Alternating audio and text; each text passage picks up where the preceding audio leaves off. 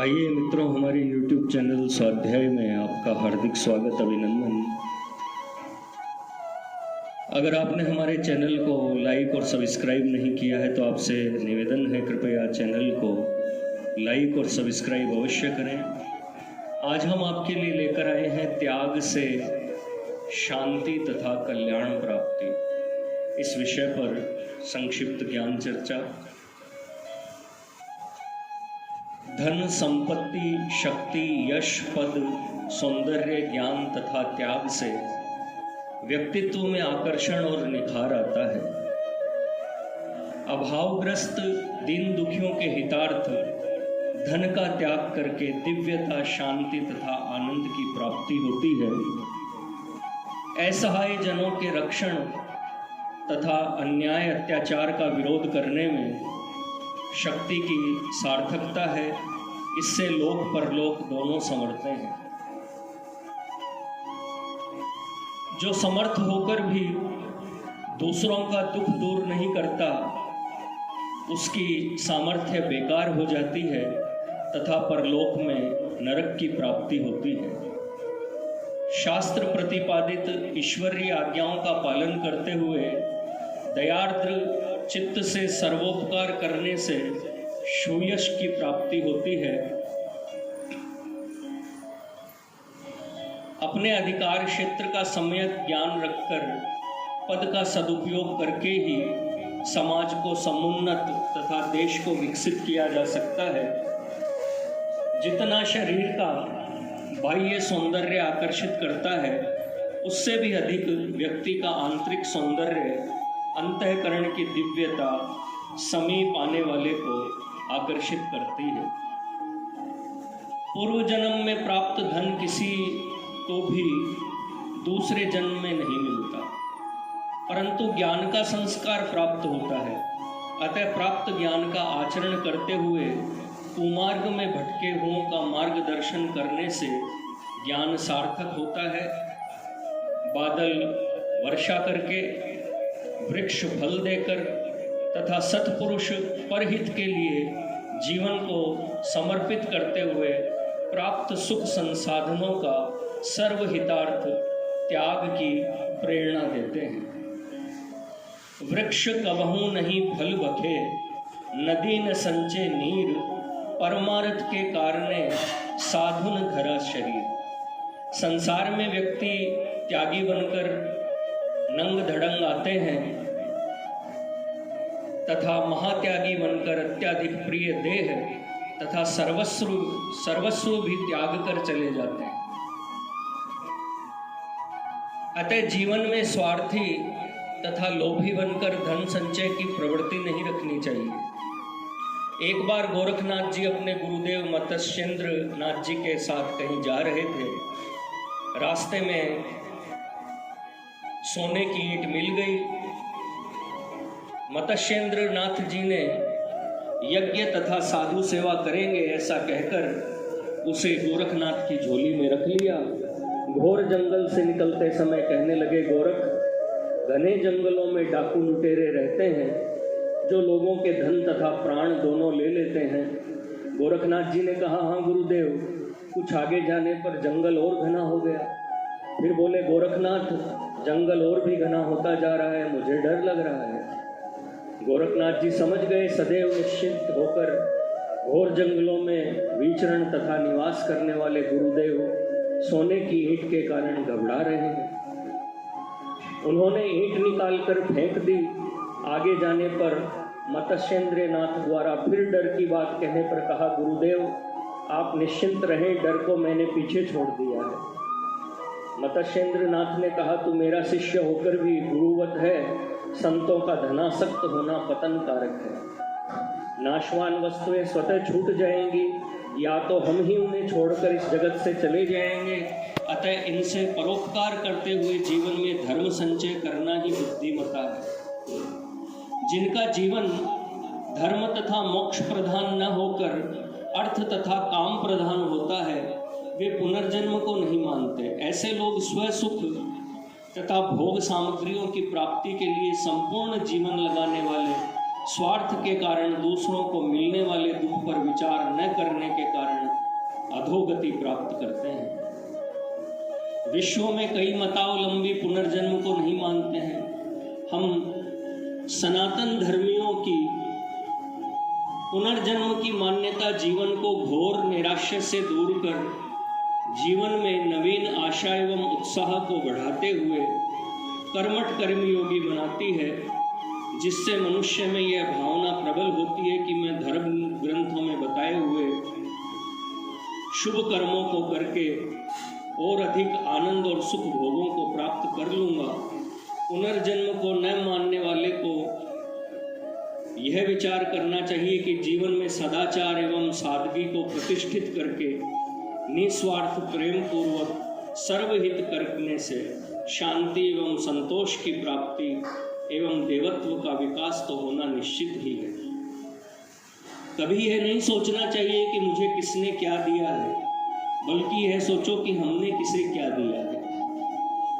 Oxford university में विश्व को विज्ञान की देन विषय पर बोलते हुए डॉक्टर राधाकृष्णन ने कहा था कि विज्ञान की मदद से हम पक्षियों से भी अच्छा आकाश में उड़ना सीख गए, हवाई जहाज बना लिए, मछली से अच्छा पानी में तैरना सीख गए, समुद्री जहाज बना लिए, परंतु अभी हम धरती पर रहना नहीं सीख पाए। जिस दिन मनुष्य धरती पर ठीक से रहना सीख जाएगा, उस दिन विश्व को विज्ञान की सबसे बड़ी उपलब्धि होगी।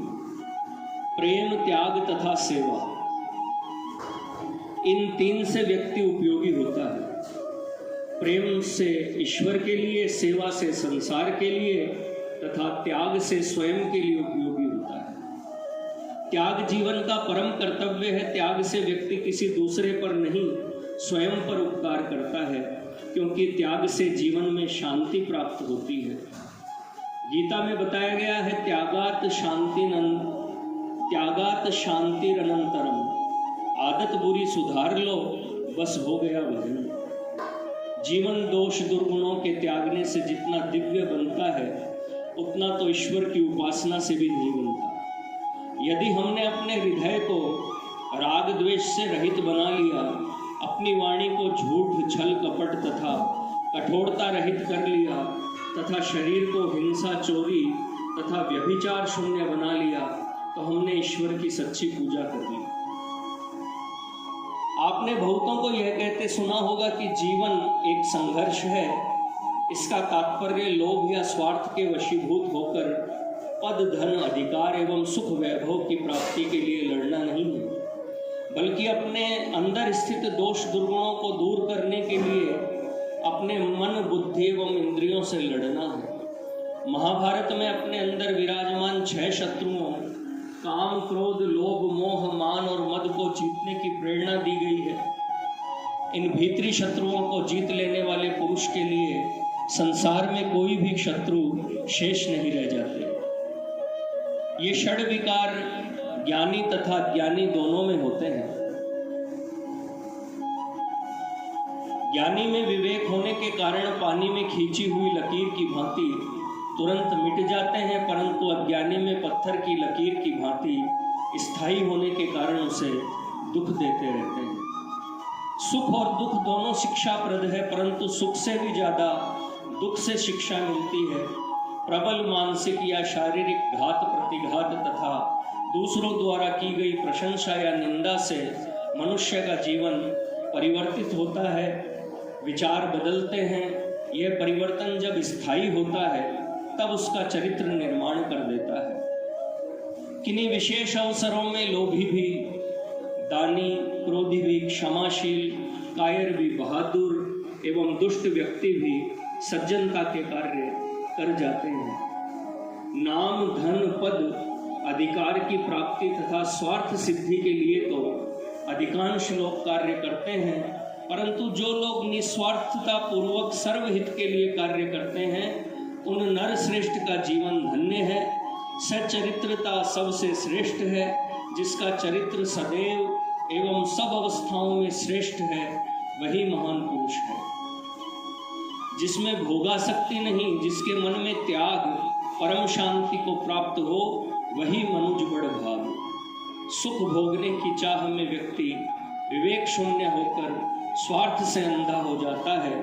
दूसरों की सुख सुविधाओं का ध्यान रखने वाला सबका दिल जीतकर सबके हृदयों में राज्य करता है। निस्वार्थता एवं परोपकारिता ईश्वर और मृत्यु को सदैव याद रखने से बढ़ती है।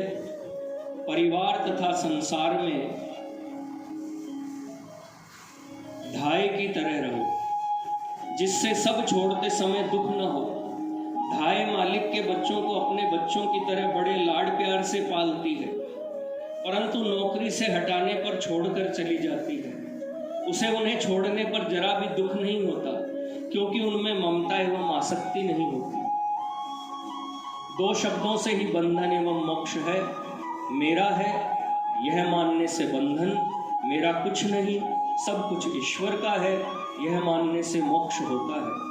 हम लोग प्रतिदिन आरती करते समय भगवान के सामने कहते हैं, जो कुछ है सो तेरा प्रभु, सब कुछ है तेरा, तेरा तुझको अर्पण, क्या लागे मेरा। भगवान से कह तो देते हैं कि सब कुछ आपका है, परंतु अपना मानते हैं। यह ईश्वर के प्रति कपट भाव है। मन से मान लो कि सब कुछ भगवान का है, इससे निर्लिप्तता बढ़ती है, जिससे कल्याण होता है। जगत को सराय एवं स्वयं को मुसाफिर समझो। राग रूपी लकड़ी को जलाने के लिए वैराग्य अग्नि के समान है।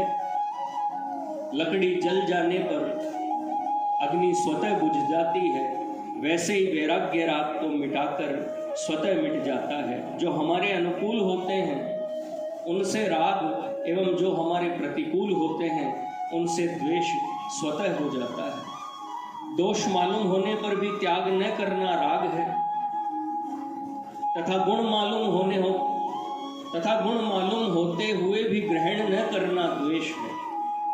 राग त्याग नहीं होने देता तथा द्वेष प्रेम नहीं होने देता, क्योंकि त्याग एवं प्रेम से राग द्वेष मिट जाते हैं। जीवन में सभी दोष राग द्वेष से एवं सभी अच्छाइयाँ प्रेम एवं त्याग से आती है। जवानी, जीवन, चित्त, छाया, संपत्ति और स्वामित्व ये 6 चंचल है, अर्थात स्थिर रहने वाले नहीं हैं। ऐसा जानकर धर्म के मार्ग पर चलना चाहिए। आत्म कल्याण चाहने वाले को नाशवान से प्रीति न बढ़ाकर अहंकार विहीन विनम्र जीवन जीते हुए मैं भगवान का हूँ, वे मेरे हैं, यह भाव मन में सदैव रखते हुए निर्भय हो जाना चाहिए। तनमद धनमद राजमद अंत काल मिटी जाए, जिसके मद तेरो प्रभु ते ही यम काल गिराए। धन तथा सुख भोगों की चाह से स्वार्थांधता बढ़ती है। कपटी, कायरों तथा क्रूर लोगों के कारण कई देशों में खून की नदियां बही, जिससे मानवता शर्मसार हुई है। कई देश गुलाम बनाए गए। आतंकवाद से मानवता रोई। हिरोशिमा तथा नागासाकी जैसे भीषण विनाशकारी युद्ध हुए हैं। इनसे संपूर्ण विश्व को शिक्षा देते हुए सबके सुख शांति की प्राप्ति के लिए मानव मात्र का कर्तव्य है कि जो धन, पद एवं अधिकार किसी के आंसुओं से भीगा, किसी के रक्त से सना अथवा आतंकवाद का जनक होकर प्राप्त हो, ऐसे ऐश्वर्यमय जीवन को जीकर घोर नरकों के अंधकारमय गर्त में गिरकर अगले कई जन्म बिगाड़ने से श्रेयकर है कि सद्विचारों द्वारा सर्वहितकारी सत्कर्मों को बढ़ाकर अभावग्रस्त जीवन जी लिया जाए। लोक कल्याण को आत्म कल्याण से अधिक महत्व देना सच्ची महानता है। सांसारिक सभी संबंधी एक न एक दिन छूट ही जाते हैं, परंतु सत्य जिसकी माँ है, ज्ञान पिता है, धर्म भाई, दया मित्र है, शांति पत्नी तथा क्षमा जिसका पुत्र है, ऐसे इन 6 को जिन्होंने अपना संबंधी बना लिया, वे कभी भी उसको नहीं छोड़ते, उसका कल्याण करते हैं। सत्यम माता पिता ज्ञानम धर्मो भ्राता दया सखा, शांति पत्नी क्षमा पुत्र है षडेते बांधवा। सभी कामना तृष्णा वासना वासना तथा अहंकार का त्याग ही सच्चा त्याग है। कर्म फल का त्याग करने वाले मनुष्य के कर्म का अच्छा बुरा तथा मिला हुआ 3 प्रकार का फल मरने के बाद अवश्य प्राप्त होता है, परंतु कर्म फल का त्याग कर देने वाले मनुष्यों के कर्मों का फल किसी काल में भी नहीं होता।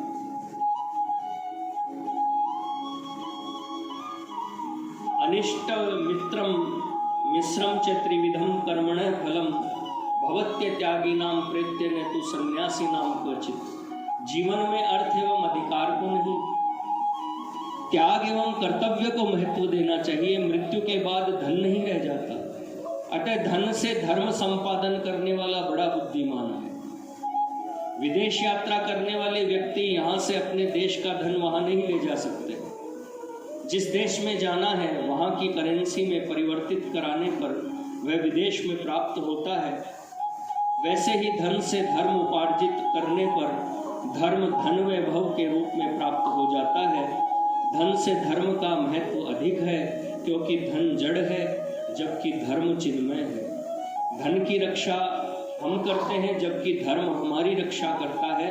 महाभारत कहता है जो धर्म की रक्षा करता है वह रक्षित धर्म उसकी रक्षा करता है। धर्मो रक्षति रक्षित है। ईशावास्योपनिषद सभी प्राणियों में परमात्म दर्शन करते हुए लोभ त्याग कर सत्कर्म करने की प्रेरणा देता है। ईशावास्यमिदं गुं सर्व यत्किंचि जगत्या जगत तेन त्यक्तेन भुंजिथा मां गृह कश्य स्विदधनम। मित्रों, यह थी संक्षिप्त ज्ञान चर्चा त्याग से शांति तथा कल्याण प्राप्ति इस विषय पर। अगर आपको हमारा चैनल पसंद आए तो इसे लाइक और सब्सक्राइब अवश्य करें। धन्यवाद।